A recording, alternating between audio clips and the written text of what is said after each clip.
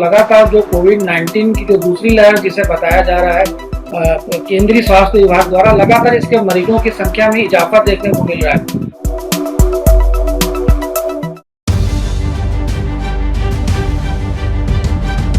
नमस्कार, मैं हूं संजय दुबे और आप देख रहे हैं राष्ट्रीय चेतना न्यूज RCN। क्योंकि अभी पिछले कुछ दिनों से देखा जा रहा है कि पूरे देश भर की अपन यदि बात करें तो लगातार जो कोविड-19 की जो दूसरी लहर जिसे बताया जा रहा है केंद्रीय स्वास्थ्य विभाग द्वारा लगातार इसके मरीजों की संख्या में इजाफा देखने को मिल रहा है। प्रतिदिन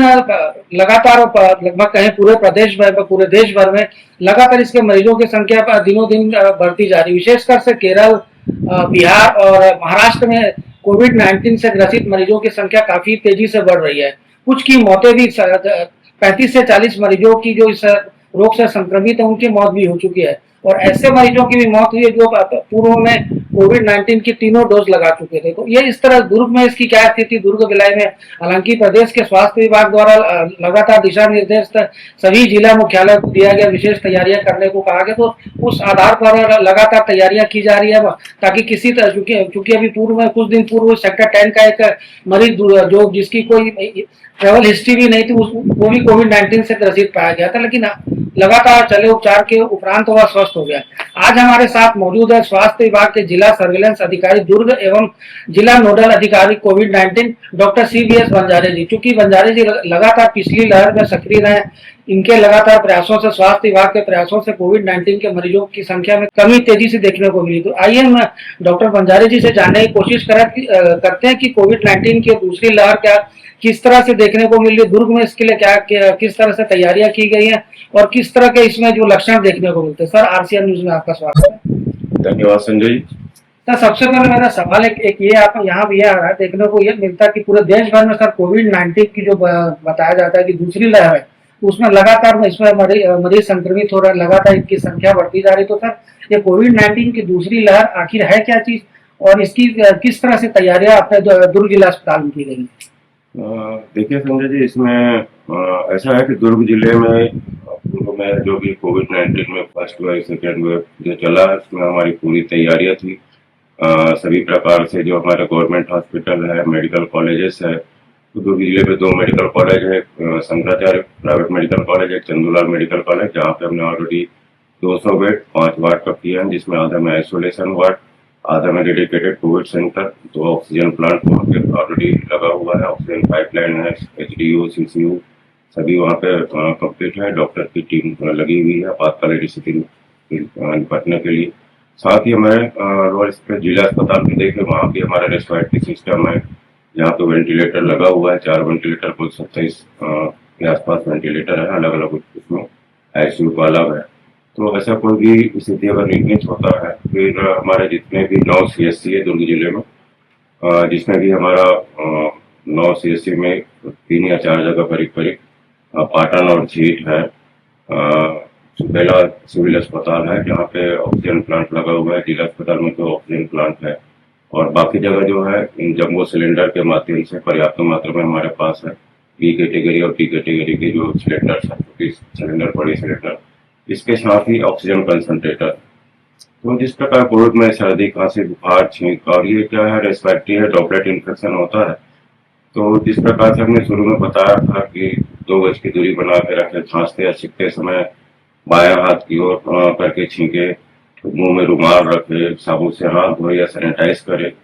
तो जो भी जितने भी है, और खास करके ये जो प्रक्रिया होती है, इसको हम कोमार्बिड कहते हैं, 5 साल से नीचे के बच्चे हैं, गर्भवती माता है, 60 साल से ऊपर के वरिष्ठ नागरिक है, और इसके अतिरिक्त में कुछ कैंसर के मरीज है,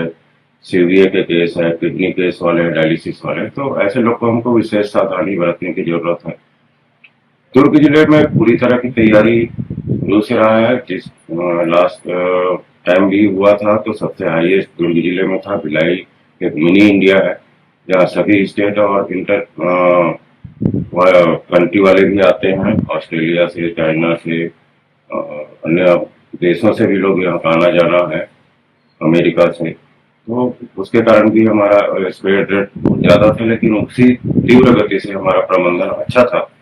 और डेथ रेट हमारा दुर्ग जिले में कम हुआ पॉजिटिव आने के बाद। जी सर सेक्टर 10 के मरीज की अपन यदि बात करें तो चूंकि वो अभी स्वस्थ हो चुका है, अपने घर को लौट चुका है, तो सर उसकी किसी तरह की कोई ट्रैवल हिस्ट्री भी नहीं थी, तो उसमें किन कारणों से सर ये कोविड-19 की जो सेकेंड वेव है उसमें देखने को मिली, उससे वह पीड़ित हुआ? इसमें कहना चाहूंगा कि कुछ तो जैसे मैंने अभी बताया थोड़ी देर पहले कि दुर्ग या भिलाई जो है अलग अलग कंट्री या देश या अलग अलग स्टेट से लोग आते हैं, तो हम ये रेक्टिफाई नहीं कर पाते कि कहाँ से आया है। कई बार तत्काल हमको पता चलता है, टेस्ट कराते हैं, सर्दी खांसी के लिए एक मरीज आता है, तो अगर कोविड पॉजिटिव है, जैसे सेक्टर 10 वाले की आपने बात पूछा, तो उसमें ये है कि उनकी जो सर्वेंट थी, मिडवाइफ जो थी, वो भोपाल से आई थी, और जो मरीज पॉजिटिव पाया गया था पहले उनकी पत्नी थी, बाद में फिर वो प्राइमरी कॉन्टेक्ट पर टेस्टिंग किए तो उनके हस्बैंड को भी पॉजिटिव आया, तो केस हमारा ऐसे ही हो गया। एक पुलिस लाइन से था, वो भी बाहर रायपुर से आए थे। और इस प्रकार से जो स्प्रेड की संख्या है वो बढ़ जाता है, लेकिन अभी वर्तमान में हमारे पास कुल 5 मरीज है, जिसमें से 4 ठीक हो चुके हैं और एक होम आइसोलेशन पे, किसी प्रकार की गंभीर या किसी प्रकार की डेथ अभी तक इस वेव पे नहीं हुआ, क्योंकि कोरोना में जो वेरिएंट बताया गया है NB 1.81 वेरिएंट, और दूसरा है LV वेरिएंट का सब वेरिएंट है JN, जिसमें से एक दो अन्य स्टेट में जिसकी डेथ हुआ केरला और इस साइड में, तो ये वेरिएंट है, इसका अभी रिसर्च जारी है। और चूंकि बहुत ज्यादा गंभीर अभी तक की स्थिति निर्मित नहीं हुई, लेकिन prevention is better than cure, तो बचाव ही हमारा पहला उपचार है। तो हमारा सभी से मैं अपील करना चाहूंगा कि बचाव की जो प्रक्रिया है कोशिश करते रहे, और बाकी अगर कोई पॉजिटिव होता है तो पैनिक एकदम घबराने की जरूरत नहीं है। तो उपचार की पूरी जिला अस्पताल में, मेडिकल कॉलेज में, नर्सिंग होम दुर्ग जिले में बहुत सारे, तो सभी प्रकार की व्यवस्था हमने। इससे मैं अपील करना चाहूंगा कि बचाव की जो प्रक्रिया है कोशिश करते रहे, और बाकी अगर कोई पॉजिटिव होता है तो पैनिक एकदम घबराने की जरूरत नहीं है। तो उपचार की पूरी जिला अस्पताल में, मेडिकल कॉलेज में, नर्सिंग होम दुर्ग जिले में बहुत सारे, तो सभी प्रकार की व्यवस्था हमने सभी नर्सिंग होम को, प्राइवेट को और गवर्नमेंट सभी को हमने इंस्ट्रक्शन दे दिया गया। कलेक्टर साहब और मुख्य चिकित्सा स्वास्थ्य अधिकारी के मार्गदर्शन में सभी कर्मचारी हमारे हैं, चाहे वो नगर निगम के हों, चाहे स्वास्थ्य विभाग के हों, और अन्य जो भी विभाग है और जो संबंधित है, उनकी हमारी बैठक भी ली जा चुकी है और सभी को निर्देशित किया जा चुका है, तो कोई घबराने की जरूरत नहीं।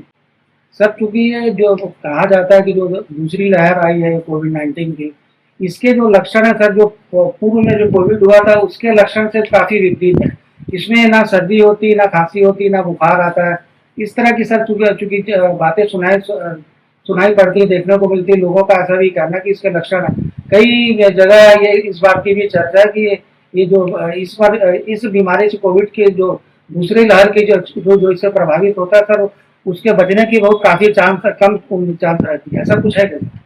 जी, इसमें जिस प्रकार से मैंने थोड़ी पहले बताया कि NB और LF की जो वेरिएंट पाया गया है, लेकिन अभी उतनी उसमें रिसर्च चल रहा है, तो बहुत खतरनाक कभी साबित हुआ नहीं। जिस रेशियो से जो पॉजिटिव आता है, जिस रेशियो से जो डेथ होता था, वो डेथ रेट अभी कम है। और बाकी और रिसर्च के बाद क्लियर कट होगा। जो गाइडलाइन हमको स्टेट में मिला है, जो गवर्नमेंट ऑफ इंडिया से मिला है, उसमें बहुत ज्यादा खतरनाक ऐसा नहीं है, लेकिन हमको इग्नोर भी नहीं करना है, और जो भी हमारा बचाव की प्रक्रिया है उसको हम सुरक्षित तरीके से चले, ताकि गंभीर रूप धारण ना करे। सर अभी वैक्सीनेशन की क्या व्यवस्था है अपने जिला अस्पताल में या कहें पूरे दुर्ग जिले स्वास्थ्य केंद्रों में? क्योंकि सर ये जो दूसरी लहर में जो ग्रसित हो रहा है, इसमें ज्यादातर मरीज ऐसे भी देखने को मिले जो ग्रसित हुए हैं कि उनके द्वारा तीनों डोज लगाए गए, पूर्व में लगाए जा चुके, तो उसके बाद भी ये दूसरी लहर में वो ग्रसित हुए। जी, अभी जो WHO ने 2022-23 में वैश्विक महामारी जो डिक्लेयर किया था, वो तो अभी नहीं है। सामान्य कोविड की प्रक्रिया होगा, और WHO से जो भी गाइडलाइन जारी होता है, तो उसके आधार पे कोविड टीकाकरण वाली जो बात थी, में चला था first dose, second dose and booster dose, तो इस प्रकार के अभी WHO से कोई गाइडलाइन जारी नहीं किया है कि फिर से पुनः टीकाकरण का कार्य किया जाए। तो प्रिवेंशन वाला जो पार्ट है, प्राथमिकता ज्यादा देगा, और जो भी सिम्टोमेटिक ट्रीटमेंट हम करते हैं वो प्रक्रिया हमारा कंटिन्यू रखें, और जैसे गाइडलाइन जारी होगा कुछ वैक्सीनेशन या और ट्रीटमेंट के जो गाइडलाइन अगर जारी, तो जरूर आप तक पहुंचाने की कोशिश करेंगे। सर हमारे दर्शकों से आप क्या अपील करना चाहेंगे आरसीएन न्यूज से? आपके दर्शकों और जितने भी हमारे सब जनप्रतिनिधि और जो हमारे अधिकारी कर्मचारी गण हैं और जितने भी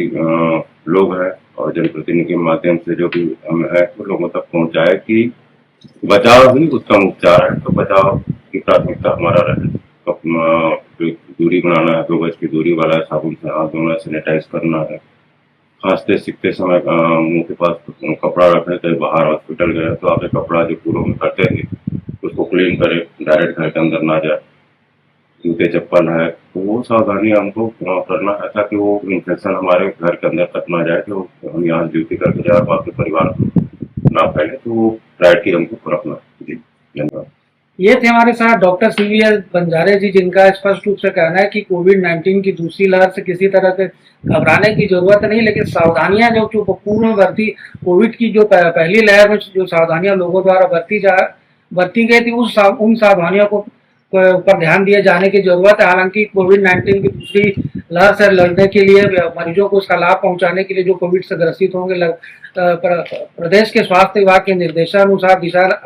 दिशा निर्देश के अनुसार जिले के स्वास्थ्य विभाग द्वारा पूरे जिले में व्यवस्थाएं बनाई गई। ऑक्सीजन सिलेंडर से लेकर के तमाम तरह के अतिरिक्त स्टाफ को भी रखा गया ताकि इस तरह की यदि कोई लहर देहरादून जिले में, हालांकि 2-3-4 मरीज इससे ग्रसित हो चुके हैं और उसमें से 2 या 3 लगभग ठीक भी हो चुके हैं, तो लोगों को घबराए या डरने की जरूरत नहीं है। लेकिन जो दिशा निर्देश जो पूर्व में गाइडलाइन स्वास्थ्य विभाग द्वारा जारी की गई, तो उस पर चले जाने की जरूरत, ताकि स्वयं सुरक्षित रह करके दूसरों को भी सुरक्षित रखा जा सके। आरसीएन न्यूज के लिए पुरुषोत्तम सोनवानी के साथ संजय दुबे।